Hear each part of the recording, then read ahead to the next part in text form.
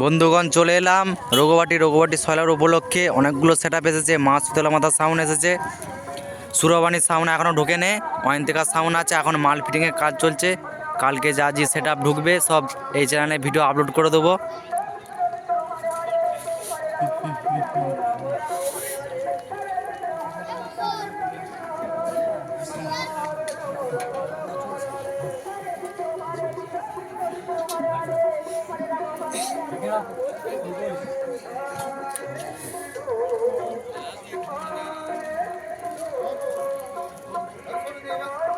মা শীতলা মাতার সাউন্ড ফিটিংয়ের কাজ চলছে।